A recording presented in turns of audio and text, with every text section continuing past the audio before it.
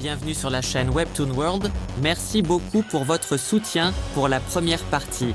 Vous êtes les meilleurs. Abonne-toi, aime, active la cloche. Finalement, un peu gêné, il commença à supplier son Altesse d'accepter également Nana Payne dans son palais comme concubine, tout comme l'amiral.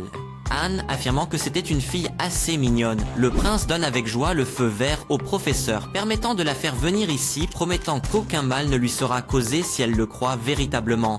Cependant, il ne peut pas simplement l'arracher à sa famille, d'autant plus qu'en ce moment, il ne lui pose aucune menace, car ils ignorent ses pouvoirs. Aussi, le frère a révélé la véritable raison du sauvetage de la première sorcière, et ce n'était pas du tout pour la raison que Karl pensait. À l'intérieur, le héros se réjouissait à l'idée de rencontrer cette jeune sorcière et de découvrir ses puissantes capacités. Bien qu'à l'extérieur, il restait calme et impassible. Ensuite, le seigneur explique qu'il a sauvé la fille non par bonté de cœur, mais parce qu'il a besoin de son aide. Il ne croit pas à ces contes absurdes où les pouvoirs des sorcières sont dépeints comme maléfiques, mais les considère comme un don précieux, à condition de les manipuler avec sagesse et responsabilité. Que ce soit Anna, Nana ou toute autre sorcière, tant qu'elle ne transgresse pas la loi, il n'est pas un salaud.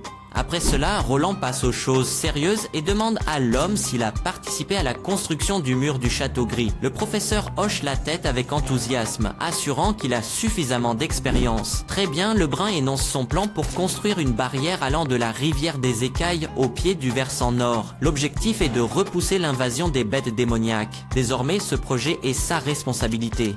Dans la scène suivante, nous nous retrouvons dans le jardin du palais de la ville frontalière, où Nana rend enfin visite à notre héros. En la voyant pour la première fois, il a dû admettre que le pouvoir de la sorcière ne lui permettait pas seulement d'utiliser la magie, mais changeait aussi dans une certaine mesure leur apparence et leur température. Cette fille et Anna étaient très différentes, mais elles avaient toutes les deux un charme unique. Ce sentiment n'avait rien à voir avec l'âge, et cela ne se rapporte pas non plus à leur apparence. Même lorsque la première était en prison et attendait sa condamnation à mort, l'aura qu'elle dégageait restait époustouflante. Le prince fouilla dans toute sa mémoire, qu'il s'agisse d'une dame noble ayant une excellente éducation ou d'une simple habitante de Grey Castle, aucune d'entre elles ne dégageait une telle aura. Si on essaie de décrire cela par rapport aux autres femmes, il semblait que les sorcières étaient des fleurs sur une photo en noir et blanc. Mais revenons à Nana, à première vue, elle paraît un peu nerveuse, toute tremblante et mal à l'aise, jouant avec ses doigts. Le protagoniste, après s'être présenté, répondit gentiment. « Non, tu ne mourras pas, regarde, Anna est en pleine forme. » La fillette s'anima immédiatement en entendant qu'elle ne serait pas exécutée, dit son nom puis s'élança directement vers son amie, commençant à bavarder avec elle sans se soucier ni prêter attention à la présence de son Altesse. Évidemment, Roland ne se souciait pas du fait qu'une enfant de 14 ou 15 ans l'ignorait. À la place, il s'appuya sur la table et se servit un verre en les regardant. Tandis que Nana débitait plus de 10 phrases, Anna était clairement plus posée, n'en prononçant qu'une seule. On peut dire que bien qu'elle n'ait que 17 ans, elle dégage déjà l'impression d'une grande sœur. Le frère ne pouvait s'empêcher de se demander à quel point elle pourrait devenir belle en grandissant. Une fois que la jeune fille s'est un peu calmée, il s'est éclairci la gorge, a ouvert la bouche et a demandé « Mademoiselle Payne, j'ai entendu de votre enseignant que vous vous êtes éveillée en tant que sorcière. Comparé à la majorité des gens qui utiliseraient le mot « déchu » à propos de devenir une sorcière, Roland a préféré le mot « éveil ». Évidemment, il n'était pas assez naïf pour penser que toutes les sorcières étaient irréprochables. Celui qui était déjà une personne malveillante ne pouvait qu'engendrer encore plus de destruction. C'est comme avec une arme, elle peut être utilisée pour la violence, mais elle peut aussi être utilisée contre elle. Le plus important, c'est la personne qui le détient. Peut-être que la propagande de l'église concernant les massacres causés par les sorcières était fondée sur des faits, mais utiliser cela comme preuve que toute la communauté des sorcières était coupable de ce crime était la plus grande injustice au monde.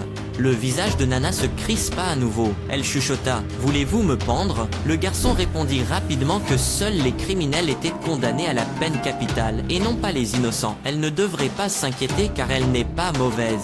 La fille remarque que leur professeur lui a dit que les sorcières acquièrent leur pouvoir après avoir été séduites par un idiot. Diable, mais elle n'avait jamais vu de démon auparavant. Aux yeux bleus, elle lui caressa la tête de manière apaisante, et notre héros demanda « Quand as-tu remarqué pour la première fois que quelque chose n'allait pas ?» « Il y a environ une semaine, murmura Nana. Elle avait vu un oiseau avec une patte cassée, et avait décidé de l'aider, et soudain, elle avait senti quelque chose couler de sa main.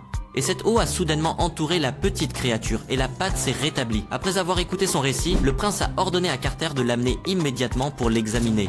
Pendant que le chevalier part à la recherche d'un animal approprié, notre frère réfléchit à la possibilité que ses pouvoirs éveillés soient orientés vers la guérison, ce qui n'est pas si mal. En l'absence d'antibiotiques et de médecine moderne, les personnes souffrant de blessures et d'infections étaient probablement vouées à la mort, quel que soit leur âge. Une guérison si rapide des blessures était presque équivalente à sauver de nombreuses vies. Cette capacité est bien sûr très limitée dans l'avancement de la progression de la civilisation dans son ensemble, mais elle a une signification incroyable pour la vie de chaque individu en ce moment. Si ce qu'elle a dit est vrai, alors il peut l'utiliser comme un point de départ pour changer la perception de la ville frontière sur les sorcières, afin de mettre fin à la situation actuelle.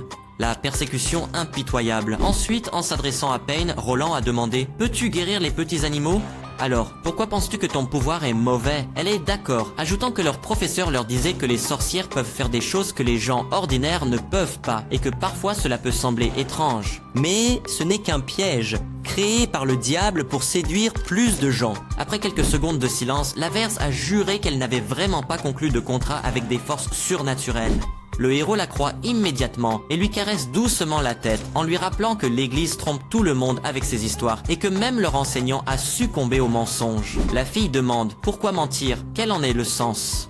Roland secoua la tête sans donner d'explication. Même s'il avait essayé, il n'aurait pas compris. Tant que la civilisation n'atteint pas un certain niveau de développement, de telles choses étranges continueront à se produire. Même si personne n'en tire profit, les gens diront automatiquement que ce sont des catastrophes naturelles. Et dans ce monde, les sorcières qui possédaient un pouvoir réel d'origine inconnue sont devenues une cible facile pour l'église. En y réfléchissant, il était absolument impossible pour les prêtres d'ignorer ce type de personnes.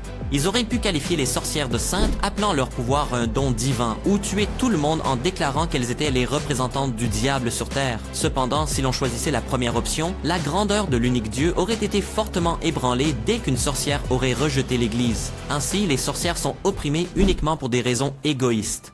Bientôt, le chevalier apporta une poule vivante en la tenant par les ailes, tandis qu'elle se débattait en confusion. Nana, choquée, demande au prince d'être plus doux avec elle. Il accepte, mais ordonne immédiatement à Carter de la tenir fermement. Ce qui s'est passé ensuite terrifia Pain. Roland sortit un couteau en argent de sa ceinture et le bélobristique attrapa la poule de façon à ce qu'il puisse l'utiliser. Déjà l'instant d'après, le pauvre animal se tordit de douleur et tomba à terre. Alors, le prince se tourne vers la fille et lui demande de soigner le poulet. Elle hoche la tête et dit qu'elle fera tout ce qui est en son pouvoir. Lorsque la fillette aux yeux verts pose sa main sur elle, des gouttes d'eau guérisseuses apparaissent à nouveau de nulle part et soignent complètement la blessure du couteau. Il continue ainsi pendant plusieurs heures, jusqu'à ce que la créature à crête pousse son dernier souffle. Le héros commençait à comprendre les capacités de Nana. Elle peut restaurer des parties endommagées du corps, y compris les coupures, les déchirures, les fractures et les contusions. Dans le cas où une partie du corps est manquante, par exemple si une cuisse de poulet est coupée, elle ne peut pas en faire repousser une nouvelle. Mais si elle concentre sa force sur le membre amputé, cela peut entraîner une guérison complète. Cependant, Pain ne peut pas ramener à la vie un corps déjà mort. Après que la poule soit morte, sa magie n'a eu aucun effet. À propos, pendant la série de tests, l'effort physique de la fille était léger. Elle ne transpirait pas comme Anna pendant ses entraînements. Nana elle-même n'était pas contente. Elle sentait que les expériences sur les animaux n'étaient pas éthiques, au point qu'à la fin, elle fusilla Roland du regard et fit la moue. N'ayant pas de meilleure option, il lui a proposé un thé après-midi pour la distraire. Cette méthode avait déjà été testée sur la première sorcière. Le prince supposait que peu de filles pouvaient résister à la tentation de manger de délicieux desserts. Il s'est avéré que le comportement de la jeune fille aux yeux verts face aux pâtisseries était exactement le même que celui de l'aînée. Elle a littéralement tout de suite oublié la pauvre poule. Après leur petit festin, la fille s'en va, faisant signe de la main avant de partir, et le garçon lui répond en agitant la main. Pendant ce temps, le garçon aux yeux bleus se demande pourquoi il ne l'a pas gardée au palais, sachant qu'elle est aussi une sorcière. Il lui rappelle qu'elle a encore une famille qui n'est pas au courant de ses capacités. Mais Anna s'inquiète que ce ne soit qu'une question de temps avant que ses parents ne découvrent la vérité et n'exilent leur propre fille. Il acquiesce tout en assurant que tant que ses capacités restent secrètes, elle devrait chérir le temps passé avec ses parents. Puis il demande à la première sorcière si elle ressent de la nostalgie par rapport à cela. Elle secoua la tête négativement sans aucune hésitation dans ses yeux. Il semblait que la trahison de son père avait poussé la jeune fille à perdre tout espoir. Et maintenant, elle n'avait plus de famille vers qui retourner. Et alors qu'elle avait enfin trouvé une amie, celle-ci venait de mourir. Pour calmer la fille aux cheveux longs, le frère dit que Nana viendra ici assez souvent. En fait, il souhaite qu'elle vienne tous les jours pour développer ses capacités magiques. Et il demande aussi, veux-tu retourner au collège de Karl et étudier avec les autres enfants? Je ne sais pas. J'ai raison, Anna n'a pas répondu, mais il sentait qu'il avait pu comprendre ses pensées secrètes. Alors il a continué. De telles circonstances ne dureront probablement pas longtemps. Tant que je suis ici, un jour, tu seras capable de vivre comme tout le monde, et il n'y aura personne pour t'arrêter ou te traîner en justice. Un jour, cela deviendra réalité, dit Roland en soulignant chaque mot. Il garantit que cela arrivera certainement. Nous avançons un peu dans le temps, puisque Karl s'est lancé dans le projet du mur de la ville, et le quatrième prince a soudainement ressenti. Il passait chaque jour dans le jardin du château en compagnie des sorcières, dégustant un délicieux thé. En voyant cela, comme deux petites filles venaient et se promenaient dans sa cour, cela le détendait. Parfois, Roland se rendait sur le versant nord de la montagne pour vérifier l'avancement des travaux. Après plus de 2 semaines de travail, le mur mesurait déjà environ 100 mètres de long. En général, tout semblait aller bien, mais alors, un conseiller arrive avec des nouvelles peu agréables. Il dit que recruter tous ces artisans et ouvriers a été très coûteux, et tout cet argent sort directement de la poche de notre héros. Si cela continue ainsi, le trésor ne tiendra pas jusqu'au printemps prochain, a déclaré Berov en remettant le rapport des dépenses au Lord. Le héros a cessé de s'ennuyer, mais a commencé à paniquer en réalisant qu'il était en pleine catastrophe, et d'un instant à l'autre, il s'est mis à réfléchir à comment sortir de ce pétrin financier. Le vieil homme trouve étrange les profonds changements du brun ces derniers temps, comme s'il était devenu une personne complètement différente. À Grey Castle, le quatrième prince faisait toujours ce qu'il voulait, sans craindre quoi que ce soit, et tout le monde connaissait sa mauvaise réputation. Bien sûr, il n'avait pas de gros défauts, mais suffisamment de petites bévues. Comparé à ses frères et sœurs, sa position était très différente. C'est pourquoi, lorsque le roi envoya Béron avec Roland dans cette ville frontalière, il mourut quand même. À son arrivée à la frontière, l'ancien propriétaire du corps a agi de manière irresponsable pendant les 2 premiers mois. Il insultait sans cesse la noblesse locale. Sans parler de la lutte pour le trône, il n'avait même pas envie de gérer cet endroit, laissant toute la responsabilité à Lissy. Il n'avait donc aucune ambition. C'est seulement après avoir sauvé cette sorcière que quelque chose a changé en lui, remarqua le conseiller pour lui-même. Le héros a commencé à aborder les affaires de manière plus réfléchie et à résoudre les problèmes personnellement. En ce moment même, il continuait à proposer des solutions pour résoudre le problème d'argent. Le brun parle même maintenant comme un adulte, ce qui, pour être honnête, effraie le vieil homme, et il commence à se demander s'il n'est pas possédé par le diable ou quelque chose de similaire. Mais Berov écarte rapidement cette idée, convaincu que si le prince était vraiment possédé, il ne toucherait pas au médaillon sacré. Et à qui, bon sang, son corps serait-il utile? Si un démon pouvait posséder quelqu'un, pourquoi choisirait-il quelqu'un comme lui, alors qu'il pourrait prendre le roi ou même le pape? Bref, Lysiak ne comprend pas du tout ce qui lui arrive, mais au moins, son comportement suscite son intérêt. Pendant ce temps, sur le quai de la ville frontalière, un noble descendit du bateau avec son assistant, échangeant quelques mots.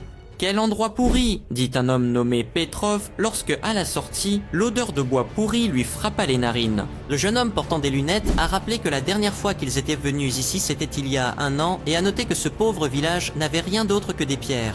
Le roux le corrigea, disant qu'en réalité, 1 an et demi s'était écoulé, précisant que chaque saison le duc du fort, Longchamp, choisissait quelqu'un pour une inspection, et il parcourait ses terres. Cela lui était arrivé l'été d'avant-dernier. L'homme expliqua également qu'ils avaient, en plus du minerai, une grande variété de fourrures, mais il s'arrêta soudainement sans raison apparente. « Quoi ?» demanda l'assistant en voyant l'expression distante sur le visage du patron, mais celui-ci secoua la tête sans répondre.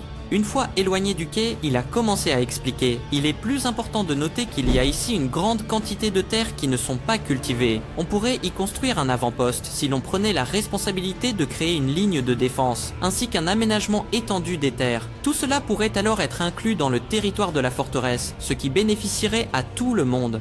Mais hélas, personne ne veut s'en occuper car cela demande des investissements importants et ce qui est le plus triste à long terme, c'est qu'un tel projet nécessitera encore plus d'argent. Soudain, le garçon avec des lunettes s'emporte, soulignant qu'il n'y a pas de réserve. On leur avait pourtant clairement dit qu'ils arriveraient bientôt, pourquoi le minerai n'est-il pas encore prêt? Petrov a soupiré doucement et a dit « D'accord, allons au château et parlons au prince ». Donc, comme vous l'avez probablement deviné, ces types de cette forteresse escroquent les habitants de la ville frontalière en prenant une énorme quantité de ressources en échange d'une petite quantité de denrées.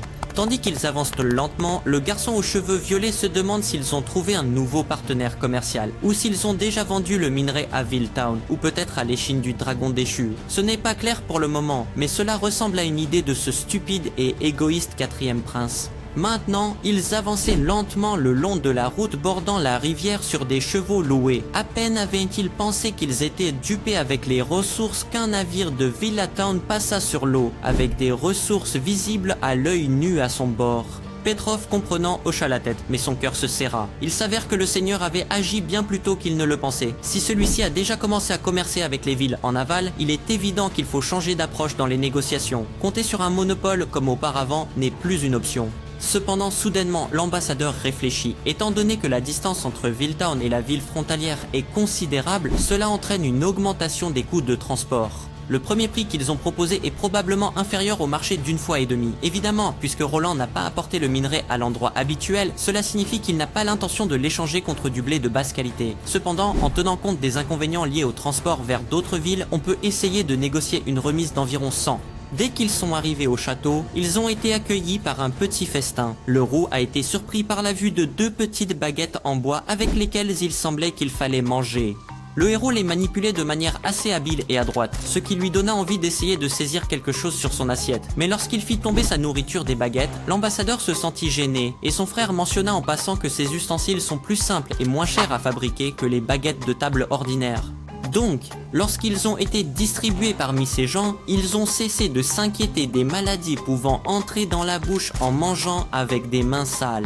Petrov nota pour lui-même, ce 4e prince est vraiment surprenant. Quand le soleil commence à se coucher, inondant le château d'une lueur dorée, le protagoniste s'apprête à profiter de la journée. Du dessert après leur excellent dîner, durant lequel l'atmosphère était agréable, et il n'évoqua pas le commerce des minerais, jugeant cela inapproprié. Pourtant, il fallait aborder le sujet, et l'ambassadeur commença. « Votre Altesse, selon l'accord, aujourd'hui devait être le jour de l'échange de minerais contre des vivres, mais je n'ai rien vu sur le quai de chargement. » Après avoir posé les baguettes en bois, Roland hocha la tête. Malheureusement, la mine du côté nord de la montagne s'est effondrée. Selon le calendrier du déblaiement, les gens ne pourront reprendre l'extraction que l'année prochaine. La mine s'est effondrée. Petrov fut abasourdi par une telle nouvelle juste un instant. Une coïncidence? Cependant, il comprit rapidement qu'il n'avait pas besoin de mentir. Sinon, on pouvait y aller en personne et vérifier. Alors l'homme demanda « Et qu'en est-il de ce qui a été extrait au cours des 2 derniers mois ?» Notre garçon hausse simplement les épaules et dit qu'il y en avait moins que d'habitude. Selon le contrat, cela ne suffira même pas à nourrir les habitants de la ville frontalière. Il a ensuite demandé « Monsieur l'ambassadeur, vous devez savoir ce qui s'est passé il y a 2 ans pendant les mois des démons ?» Évidemment, Petrov le savait. À l'époque, le froid avait duré 4 mois. Ainsi, un habitant sur 2 de la colonie que le protagoniste gère maintenant mourait de faim. « Cette fois, ce sera encore pire, » dit Petrov en soupirant. Avec ce qu'ils ont réussi à extraire, cela suffira à peine pour 2 mois. Il a fait tout son possible pour soutenir son peuple, mais il craint qu'il ne puisse survivre à cet hiver. C'est pourquoi l'ancien système commercial doit être révisé. Le roux ouvrit la bouche de surprise, promettant de demander aux 6 familles nobles de la forteresse de leur fournir des rations mensuelles pour qu'ils puissent survivre. Cependant, le héros n'est pas d'accord et dit clairement que si le minerai n'est pas vendu à quelqu'un d'autre, ils n'auront pas à rembourser leurs dettes lentement. Par exemple, Willowtown est prêt à acheter des minéraux contre de l'or, et en même temps, ils vendent du blé, du fromage, du pain, du miel et bien plus encore au prix du marché. Comparé aux accords avec la forteresse de Lanson, le commerce avec eux est beaucoup plus prometteur. Mais Roland a ajouté qu'il était prêt à s'écarter légèrement de ce qui avait été dit auparavant pour discuter avec l'ambassadeur en se demandant si, même si celui-ci acceptait de leur donner une ration mensuelle, avait-il le moindre droit de décider pour d'autres réseaux. Le protagoniste devine rapidement que Petrov est membre de la famille Chèvrefeuille. Il en arrive à cette conclusion en se basant sur l'emblème. D'accord, supposons que sa famille accepte, mais pourra-t-il convaincre Herz-Gorin et les autres familles de parvenir à un accord? Osera-t-il prendre une décision finale ici et maintenant? L'ambassadeur est resté silencieux, car le 4e prince avait tout à fait raison. Il s'inquiétait que non seulement 5 familles s'opposeraient à cela, mais même son père ne l'approuverait pas. En fait, il avait déjà essayé de le raisonner en affirmant que le nouveau dirigeant de la ville frontalière ne voudrait pas échanger des minéraux et des pierres précieuses contre de la nourriture et du bois de chauffage. Le roux proposait d'acheter chez eux à un prix inférieur de 30% au marché, car il pourrait ainsi tout de même obtenir une aide significative. Julius rejeta ses inquiétudes avec assurance, déclarant que Roland ressemble à un cochon. Comment pourrait-il savoir comment gérer des affaires commerciales? Un tel idiot ne pensera certainement pas à changer de route commerciale pour une plus avantageuse. Cependant, maintenant, se tenant ici, indépendamment du résultat, il doit prendre le risque et il s'occupera de son père et des autres familles à son arrivée. Finalement, le roux se décide et propose d'acheter leurs minerais et leurs pierres précieuses à un prix de 30% inférieur à celui du marché. Il est convaincu que cette offre devrait être plus avantageuse que celle proposée par Willowtown. L'homme souligne également que cette ville est éloignée, donc pendant les mois des démons, y accéder sera difficile et sur le chemin cependant, il s'arrête en plein milieu de sa phrase. Curieusement, le brun l'incite à finir sa pensée et Shellix souligne les dangers qui peuvent facilement surgir en chemin. Soudain, il réalise que cela ressemblait à une menace faisant battre son cœur avec frénésie. Étrangement, Roland ne s'est pas mis en colère. Il a plutôt ri et a dit « Monsieur l'ambassadeur, vous devez vous tromper, je n'ai pas l'intention de quitter ma ville. » Après cette déclaration, la panique s'est dissipée, remplacée par l'incompréhension. Mais qu'est-ce qu'il raconte ? Le prince continue d'expliquer que la ville frontalière ne sera plus simplement un avant-poste, mais deviendra une partie intégrante du royaume de Grey Castle, et qu'on ne le prenne pas pour un fou, car dès maintenant, on peut déjà voir les fondations des murs en construction. La mâchoire du roux tomba presque par terre, tandis que son frère hochait la tête résolument. Oui, entre le flanc nord de la montagne et la rivière Écaille, je construis un mur de 5 mètres de haut, avec lequel nous pourrons vaincre les démons avant même qu'ils n'approchent. Dans l'esprit de Petrov, des souvenirs d'un somptueux banquet ressurgissent, où les nobles se moquaient de notre prince pour avoir commencé des travaux de construction juste avant l'hiver. Tout le monde riait de sa bêtise, mais l'ambassadeur pensait que c'était simplement des riches se moquant les uns des autres. Il ne pouvait même pas imaginer que le héros prenait vraiment au sérieux cette histoire de mur. En ce moment, il ne comprend absolument pas comment faire cela. La construction de quelque chose d'aussi massif prendra au moins plusieurs années. De plus, il n'y a même pas assez de personnes pour travailler dans la ville frontalière. Mais contraint de ne pas montrer sa confusion, il s'efforça de garder son calme extérieur et déclara « J'ai bien retenu ce que vous avez dit, votre Altesse. Je vais immédiatement me rendre à la forteresse et tâcher de tout arranger. » Mais quant aux murs que vous avez mentionnés, permettez-moi de les voir en premier. Bien sûr, répondit Roland. Puis en souriant, il ajouta « Cependant, ne nous précipitons pas. Prenons d'abord le dessert, car il n'est jamais trop tard pour commencer, n'est-ce pas, monsieur l'ambassadeur ?» Le départ de Petrov, le héros retourna dans ses appartements et fut surpris par la voix inconnue d'une jeune femme qui résonna derrière lui. Elle dit « Je ne pensais pas que l'ambassadeur de la forteresse de Lançon rentrerait chez lui la queue entre les jambes. On dirait que le 4e prince a quelques atouts dans sa manche. » Merci d'avoir regardé. La prochaine partie sera chaude.